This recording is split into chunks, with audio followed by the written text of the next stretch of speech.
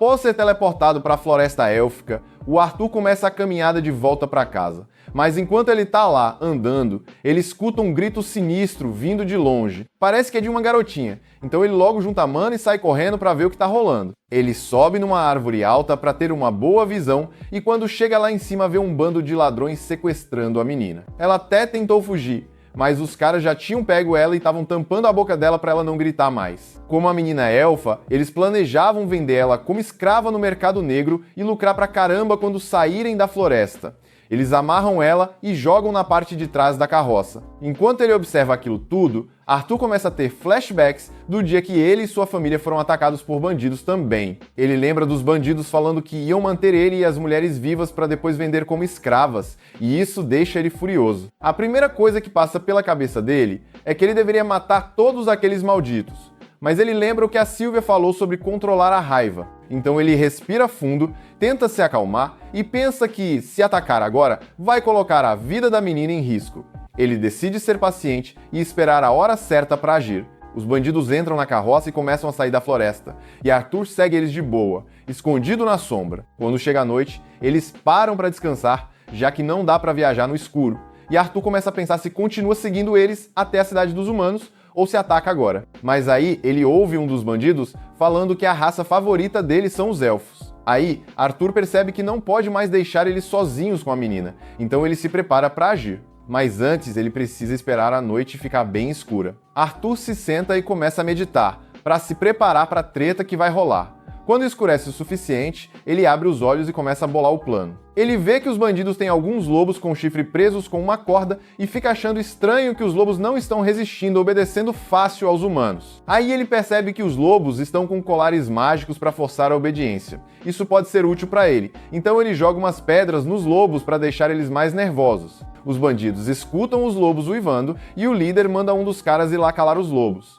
O bandido levanta e dá um chute no pescoço de um lobo para ele parar de latir. Nesse momento, Arthur aproveita que o bandido está distraído, invoca uma monoblade e pula nas costas do cara, já cortando ele rapidinho.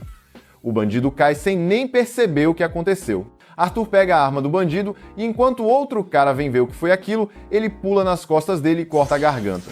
Mais dois bandidos já eram, mas o corpo de Arthur já começa a ficar cansado. Ele precisa terminar logo com isso. Nesse momento, outro bandido aparece para ver porque os outros dois estão demorando, e quando Arthur tenta matá-lo de uma vez, ele acaba errando o ponto vital. O bandido grita e alerta os outros da presença dele. O líder dos bandidos percebe que Arthur é um mago, então sabe que a luta não vai ser fácil, mas também não quer matar ele, porque vender um mago no mercado negro renderia mais grana do que a elfa. O líder começa a canalizar magia para os braços e parte para cima de Arthur com um golpe forte. Arthur se esquiva e tenta contra-atacar com um chute, mas o líder dos bandidos conseguiu desviar, aí o Arthur tenta pegar ele de surpresa jogando a faca, mas o bandido pega a faca e usa contra ele. Resultado, Arthur vai parar no chão e o bandido levanta pelos tornozelos, só pra zoar. O bandido fala que ele não tem chance contra um adulto quando se trata de força, e Arthur percebe que o bandido tem razão. Então, ele resolve atacar com magia. Ele lança uma bola de fogo bem em cima do joelho do bandido, e enquanto o cara grita de dor, Arthur enfia a faca na cabeça dele.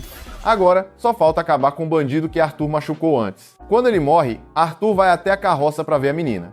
A menina estava vendada o tempo todo, sem saber de nada que estava rolando. Arthur fala para ela que já deu conta de todos os bandidos, então ela tá segura agora. O nome dela é Tessia, e enquanto Arthur ajuda ela a sair da carroça, ele diz que ela pode ir para casa, mas aí Tessia vê o sangue na mão dele e fica super preocupada com ele. Arthur percebe que é normal criança ficar assustada com sangue, então acha que não é uma boa ideia deixar ela ver os corpos dos bandidos espalhados. Ele pede para Tessia esperar ali um minuto e vai cobrir os corpos com uma lona. Aí, Tessia pergunta o que aconteceu com as pessoas que sequestraram ela. E Arthur não quer dizer que matou todo mundo, então ele só fala que eles se meteram em um acidente e não vão mais incomodar ela. Ela não faz mais perguntas. Então Arthur pega as coisas dela da carroça dos bandidos e se despede, porque ele precisa continuar indo para casa. Mas Tessia pega o braço dele e implora para ele ficar, porque ela não quer ficar sozinha. Se ele a deixar ali, ela pode ser comida por fantasmas das árvores ou algo assim. Arthur pergunta se ela sabe o caminho de casa, e ela sabe,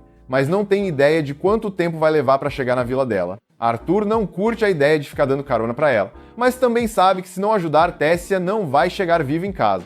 Então ele acaba concordando em levar ela até a vila dela. Arthur dá uma olhada nos lobos que os bandidos pegaram e até pensa em usar eles para transporte, mas ele não tem ideia de como controlar um lobo. Então decide deixar os bichos pra lá, mas Tessia diz que pelo menos eles podiam tirar os colares mágicos dos lobos para que eles pudessem voltar para a floresta. Arthur avisa que os lobos podem atacar quando ela tirar os colares, mas ela acha que vai ficar tudo certo, já que ela não fez nada para irritar eles. E como moradora da floresta, é responsabilidade dela cuidar dos animais daqui.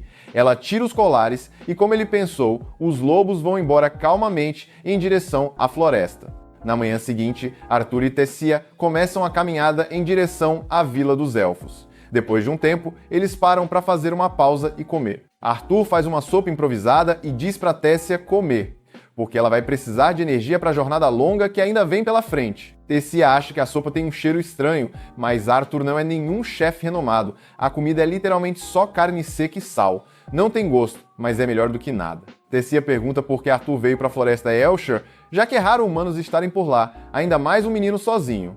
Arthur explica como ele se separou da família e acabou ali. Enquanto estão nesse papo, Arthur pergunta como é viver no reino de Eleanor, e Tessia fala que adora. Os pais dela sempre estão ocupados com o trabalho, então ela passa a maior parte do tempo com o servo e o avô dela. Eles continuam a jornada, mas como Tessia não sabe o quanto falta para chegar na vila, fica difícil saber quanto tempo mais vai levar. E para piorar, os lobos que Tessia liberou estão seguindo eles há um tempinho já. Então Arthur começa a se arrepender de não ter matado eles logo de cara. Naquela noite, Arthur decide ficar de sentinela fora da tenda, para garantir que os lobos não ataquem ele e Tessia enquanto estão dormindo. Mas depois de um tempo, Tessia coloca a cabeça para fora e pede para ele dormir. Arthur diz que não tá com sono e vai ficar de vigia lá fora. Mas Tessia estava com muito medo de ficar sozinha, então ficou implorando pro Arthur entrar na tenda com ela. No final, Arthur cede e decide ficar de vigia dentro da tenda, só para não deixar a Tessia mais preocupada. Ela tenta se fazer de durona, fingindo que não tá com medo, mas não para de pedir para Arthur ficar do lado dela o tempo todo. Antes de dormir, ela quer saber um pouco mais sobre o reino dos humanos. Então pergunta pro Arthur se é verdade que todo humano é pervertido e casa com várias mulheres.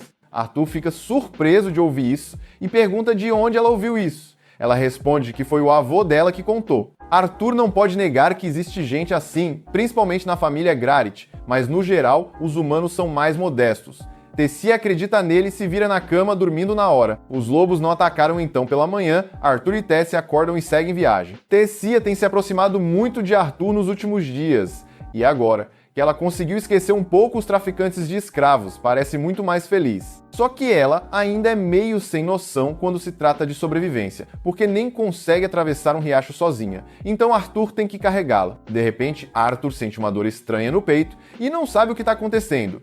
Tessia sai correndo preocupada para procurar algumas ervas medicinais, mas Arthur acha que isso não é uma doença comum. Enquanto está encostado em uma árvore, o lobo de antes aparece e Arthur começa a entrar em pânico, porque não está em condição de lutar caso o bicho ataque. Tessia logo volta com as ervas, e Arthur avisa ela para ficar longe, porque o lobo pode ser perigoso. Mas para surpresa dele, o lobo só larga um porquinho morto na frente dele e vai embora. Arthur fica confuso, mas Tessia acha que o lobo estava tentando agradecer ele pela ajuda daquela noite.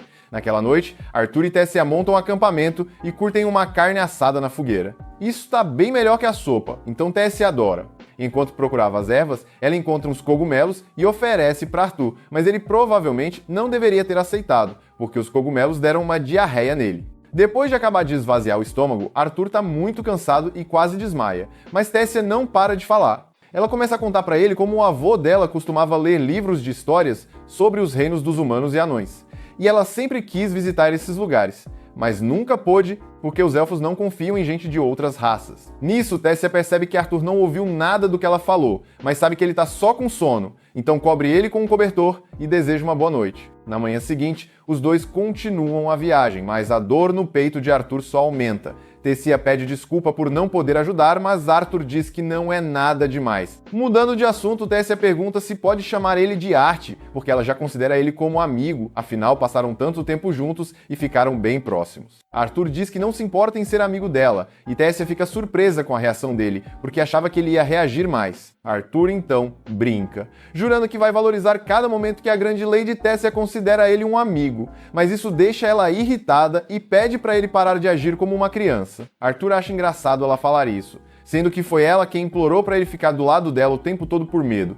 Mas Tessia diz que isso é outra história. Brincadeiras à parte, agora que Arthur pensa, Tessia é a primeira amiga que ele fez, porque até no mundo antigo as pessoas tinham tanto medo dele que ele nunca teve realmente alguém com quem pudesse chamar de amigo. Justo quando ele tá pensando nisso, Tessia vê algo familiar e chama Arthur para dar uma olhada. Arthur vai até lá achando que é um graveto ou algo do tipo, mas para surpresa dele, ele chega na frente de uma árvore gigante com um portal no meio. Tessia fala que aquilo é a entrada da Vila dos Elfos e estende a mão, convidando Arthur a ir com ela. E mais nada, é só isso. Comente o que achou e se quiser saber como essa história continua, não se esqueça de se inscrever no canal para ajudar a chegar aos 10 mil inscritos. Temos capítulos novos toda semana, eu sou Felipe Senpai e nos vemos na próxima.